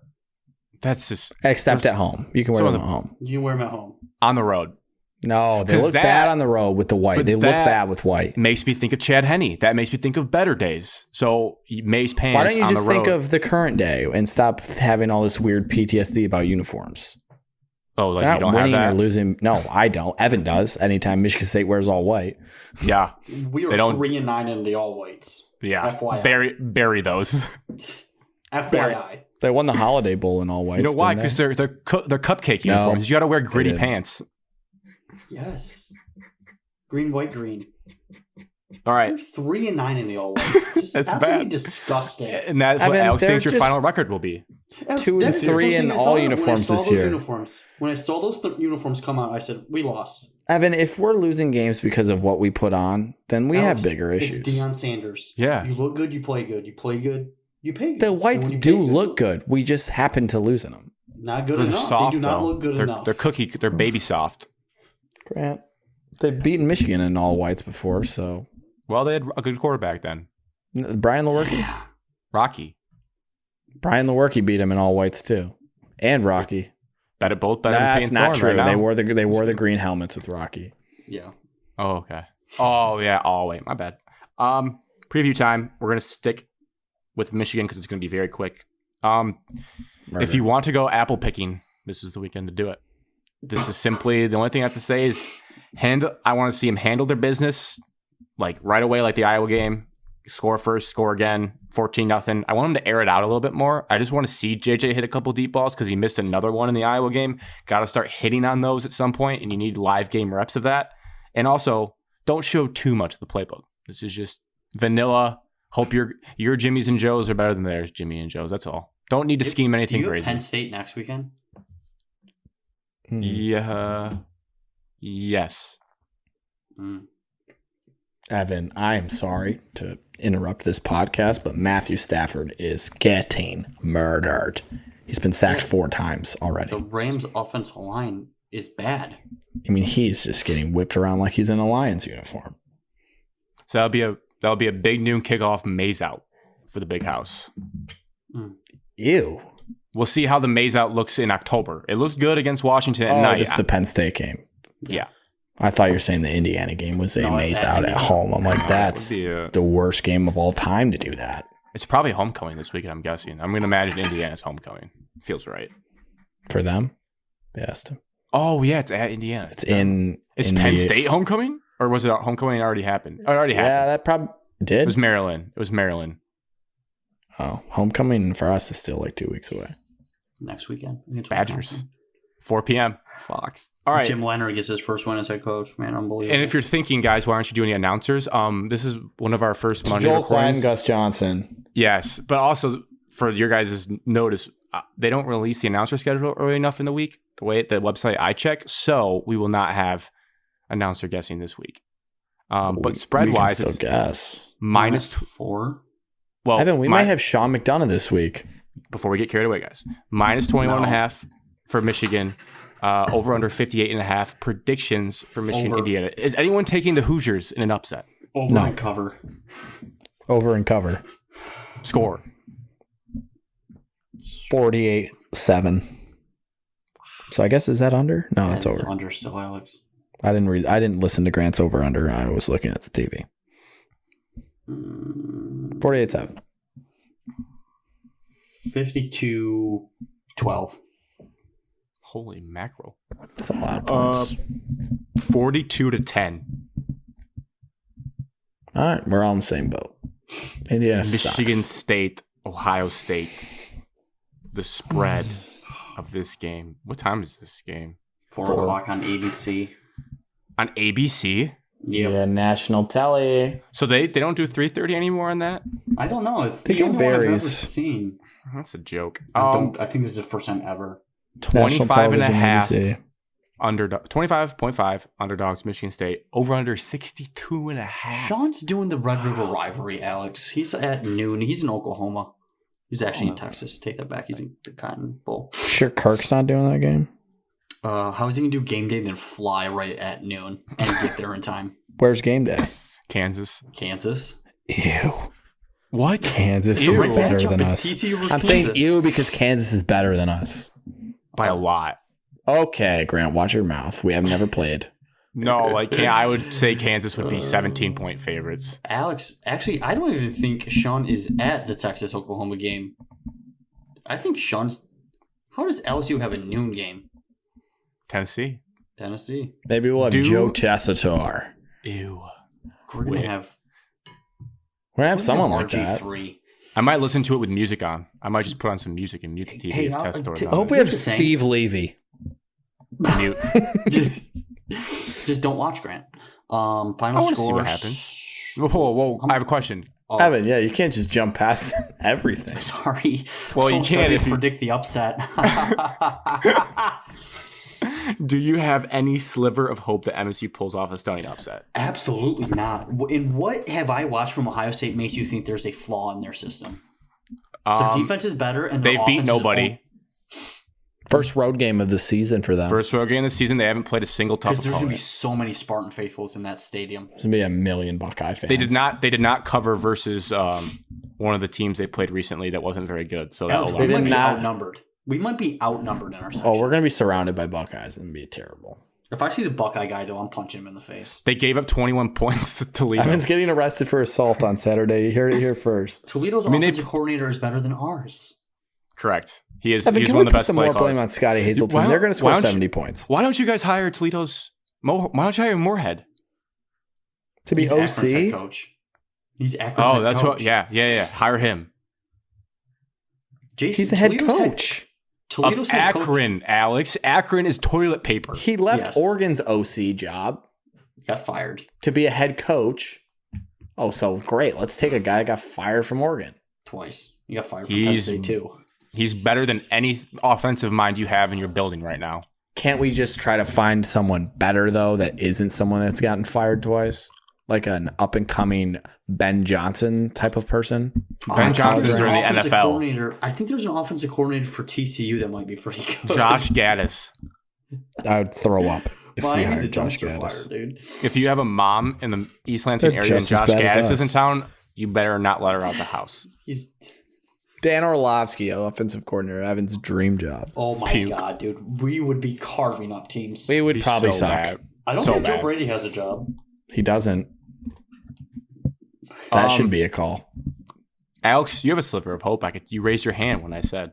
Yeah, I just wanted to tell you you're insane for asking that. No, I don't have any hope. Well, what about when I was there in the LJ Scott first play Let's touchdown? think. That defense was still really good.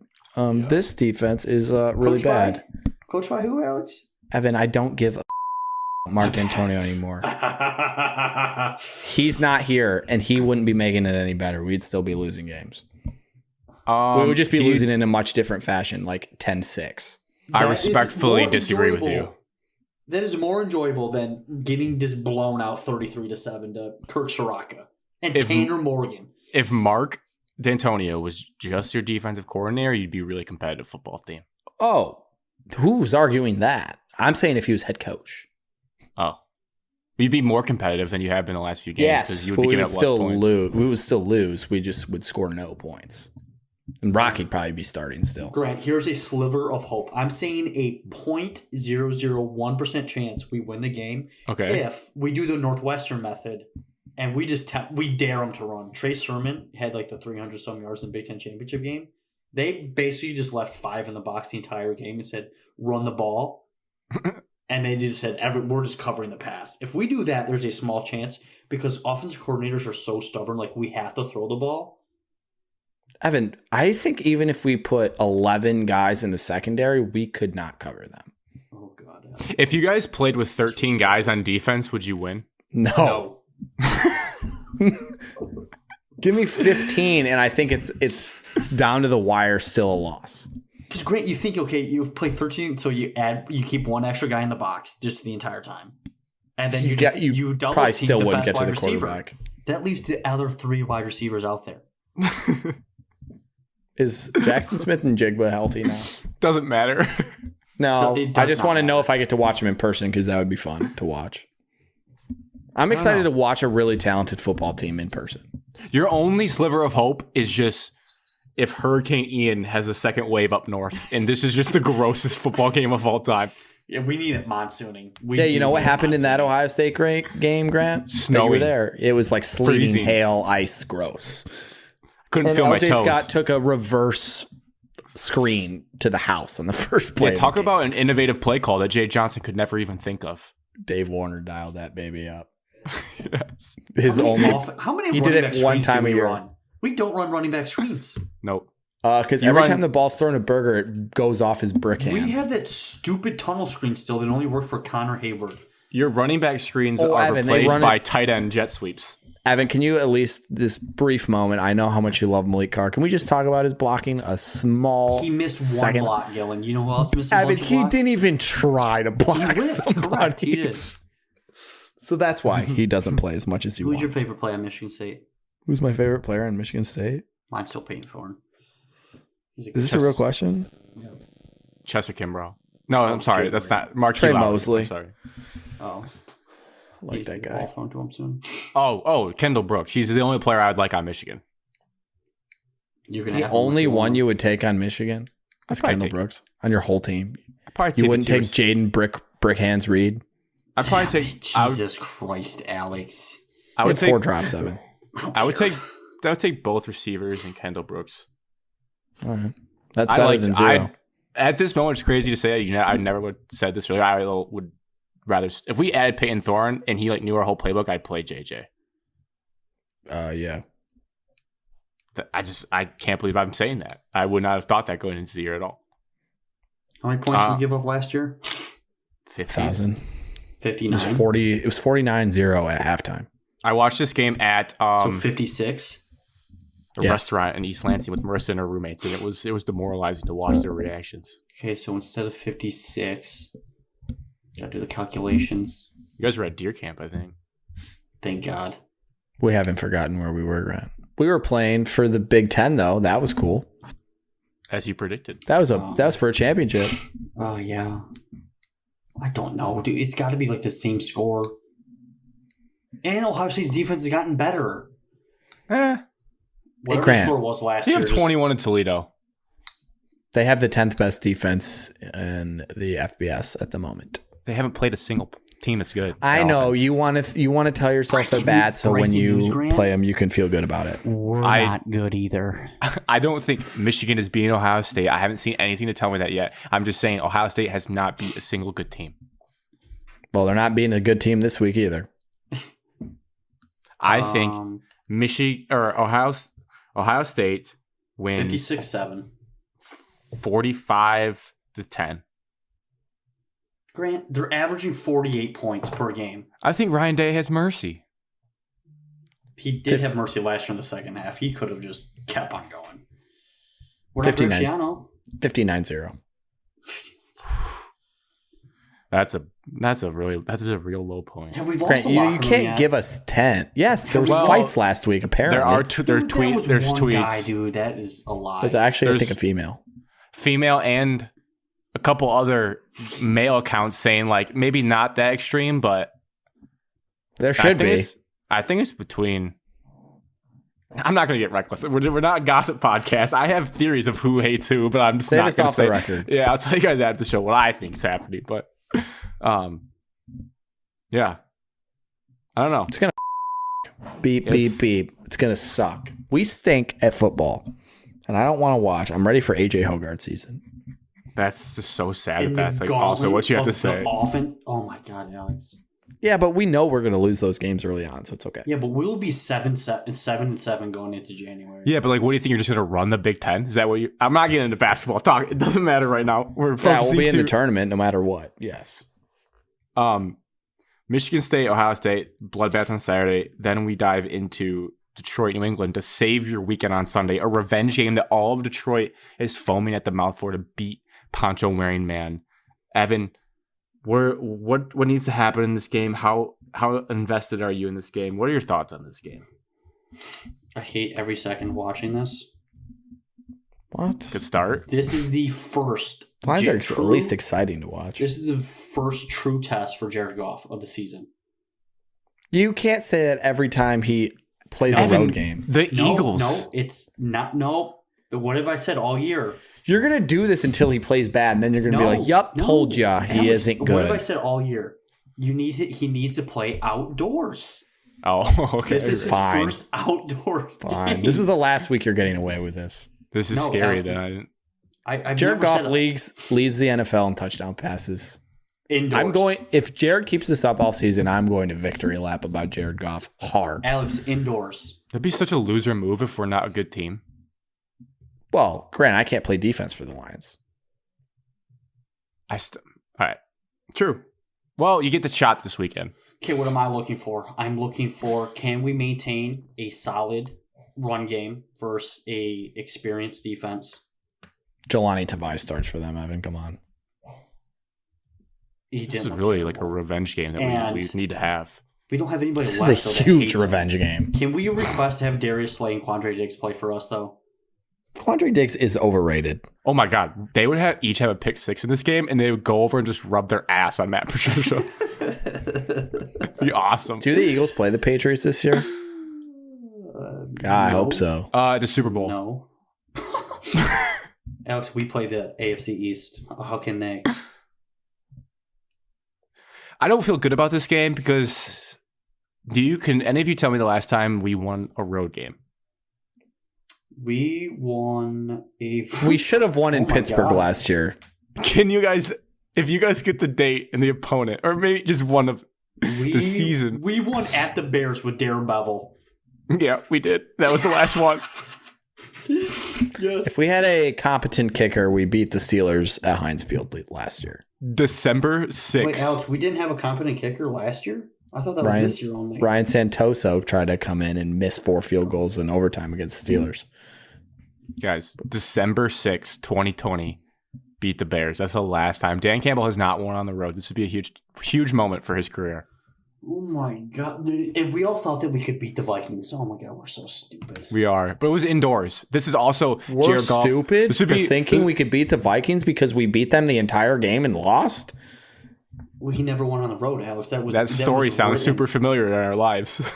Like, we should have won that game. We are not wrong for thinking this team can win football games. We are what our record says we are. We should be 3-1. We're 1-3 though because we're bad. I'm not quitting on this team. You guys are doomsday prepping. I'm not. No, I'm not quitting. I'm just telling you. I think they're going to lose. I think they're going to win now too.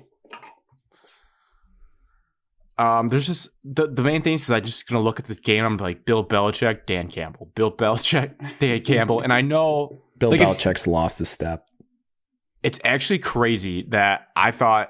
Like, if it was Brian Hoyer, no offense to Michigan State fans that listen to the show, I would like our chances better. But I said Bailey Zappi is not bad quarterback when we did our mock drafts. Like, we watched him at Western Kentucky. It's kind of a gimmicky offense, but we know he's comfortable throwing the ball a lot.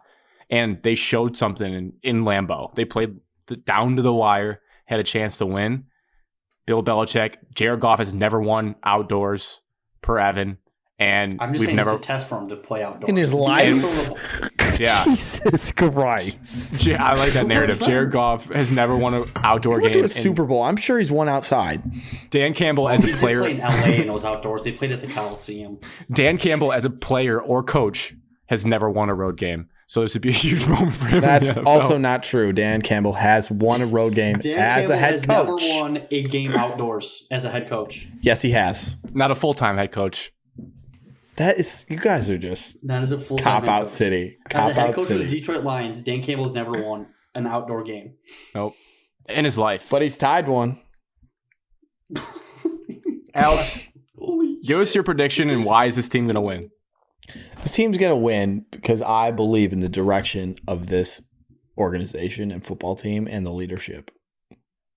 I believe in that too. I just not this week. What about the players? They're not winning. Yeah. I fully believe. What about the talent? I fully believe that offensively, the Lions team is incredibly talented and very good on offense. Yes, and defensively, I watched the Patriots-Packers game, and the Patriots are just going to run the ball, and they are going to run it down our throats. Yeah. And I just like our idea of winning a track meet against the Patriots with our offense against their offense because ours is better. And they have Matt Patricia calling plays. They're just going to game manage the absolute piss out of us. I actually read a really fascinating article. I posted it on our Twitter account of how Bill Belichick wins games. He dominates the middle 8. I want fans to watch this for the nerds out there. The last 4 minutes of the first half and the first 4 minutes of the second half. Just watch how Bill Belichick manages those minutes and just puts us in an absolute mental pretzel and then wins the game.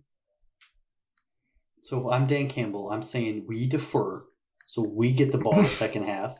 And no matter what you're doing, situation or whatever, you have to get the ball the last 4 minutes of the first half.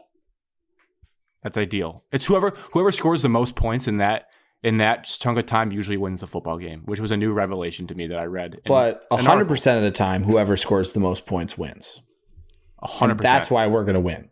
Oh. I have us losing 31-29. 24-17 Patriots. 28-23 Lions. Actually, you really think we're only going to give up 23 points? Forward down the field. Because I really think the Patriots offense is going to waste a lot of clock and run the ball a lot, and they're not going to have as many possessions to score 50 like the Seattle did. You can't waste the clock when they score in like 6 I don't points. think they're just going to have 60-yard touchdown runs over and over. I believe in the staff. I believe in the direction of the organization, as mentioned, which means I think there will be changes, and we won't come out in a all blitz 11 guys on 3rd and 15 and let them run it right up the middle. My number one PPR running back of the week is Ramondre Stevenson. Start him. I have him in a different league. I might play him. Start every New England pass catcher. Except for Hunter Henry because Evan's locking him down. I will be out there. Can we talk about Jeff Okudah that gave up 3 completions that were over the top? Not good. Grant just wanted to talk about that. Yeah, I mean, he's not going to be a shutdown corner every single game of his life. Yeah, I'm going to cap his ceiling. He cannot be all-pro level top 5 player in the game. One game, Alex. He didn't really. Ben Van Summer and Vanatter asked me to cap his ceiling, so that is what I'm doing. He will never be all-pro, is what you're saying? Top 5. Whatever we were talking about. No, I'm not actually capping it, but Ben wanted me to mention that, so I am. I mean, yeah, and the thing is, like, it's not. He doesn't look. It didn't look embarrassing. He was like he was a fingertip away from breaking those up, and yeah, I think he's going to have to adjust more to big body receivers, wiles. Like you said, and also it's a little different when like your best player on your defense and the guy behind you, Tracy Walker, helping you out. Definitely excuses. You lost your best player on your defense, who's the safety of your team. The secondary is going to look a little bit bad in that game. Elite corners play on islands with no safety. He's not elite yet. No one has said he's elite yet. Oh, just making sure. You look like you want to cry every time Jeff does something bad. I get really sad when he does. It brings me great joy. That's so messed up, dude. I just really care about him. I want him to be good. I want him to be good too. And I want to see him prosper. And I want you to be wrong. He caught so much like I just hope he never reads anything on social media because people are just so mean to him. I don't like it. Well, that's same why with Hutch now. Now I'm gonna have to start defending Hutch because people are just like calling him. They're doing the Cade Cunningham bust shit. It's like he's played 4 games and he had 3 sacks in 1 game. He's not a bust. People are so dumb and quick to like write people off. It actually irks me. Someone writes people off every single game. Who? Someone in our friend group. Oh, I thought you were saying me. I was like, I don't think I do that. I'll even give Killian a chance. I heard he fixed his jump shot. It didn't look like it, I'll be honest. And I'm a Killian supporter. Career bench guy, guys. He's not a starter. Please, thank you. Thanks. No Pistons talk. Yeah, that's coming in a few weeks. October 19th, I think, is the season opener. Pistons play tomorrow, actually. Red Wings season opener is the 7th, 8th. They play this weekend. October? Yeah. There's hockey this weekend. Regular season? Regular season. Meaningful hockey games. All right, so next week's show, we'll do like at least a 5 to 10 minute segment on just like bold takes for the season. And then we'll actually talk about more as they get closer to making the playoffs. Unless Michigan State beats Ohio State, then we are only talking about that for the entire show. That'd be realistic. That'd be a bigger That'd be bigger than Appalachian State beating Michigan. It'd be the biggest upset in college football history at this point. So well, Butler, Youngstown State. Look it up. I've seen it about 4 times. All right. That's episode 91. At Shot of MS everywhere on socials. Spotify, YouTube, Apple. With all that being said, cheers to episode 91. Cheers. And to Michigan being 5-0. Michigan being 5. Cheers to spooky season, to the Apple Pumpkin Festival. Nice. Alex? No, I don't have much to say about sports that I'm going to get excited about right now. It's true, Graham. My team stink.